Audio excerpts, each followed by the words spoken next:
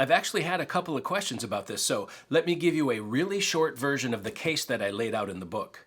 Here's the core of my 6-part biblical argument, showing that while Scripture doesn't command a Christmas feast, it certainly gives us every reason to celebrate the birth of Christ with confidence and joy as a fitting act of Christian worship. So, consider these 6 points together as a sort of chorus of witness. Number 1, Scripture offers no prohibition against setting apart man-made days to worship God. None. On the contrary, number 2, God repeatedly calls his people to remember and retell his mighty acts. You find that in the Torah and all over in the Psalms. For example, Psalm 143:5, I remember the days of long ago. I meditate on all your works and consider what your hands have done. And number 3, the Bible mentions occasions where God's people celebrated man-made feasts that were honored without anyone being rebuked about it. I mean, you've got Purim in Esther 9 and the Feast of Dedication or Hanukkah in John 10, which Jesus attended.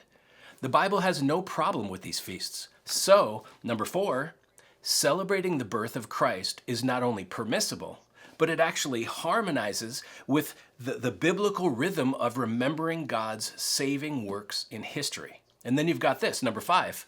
Scripture itself presents the birth of Christ as a moment when both heaven and earth broke into rejoicing. It's modeled for us by the heavenly host and the Magi and Mary and the shepherds and Elizabeth and Zechariah and Simeon and Anna the prophetess.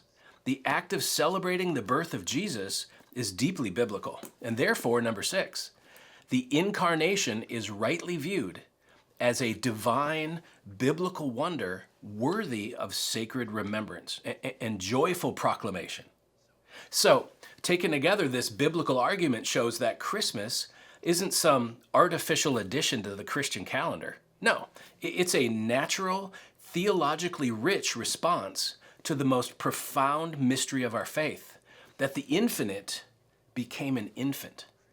Christmas is the rightful and reverent response of the church to the wonder of the gospel. It's our way of echoing and proclaiming and commemorating the truth of John's gospel, where he wrote, "The Word became flesh and dwelt among us, full of grace and truth."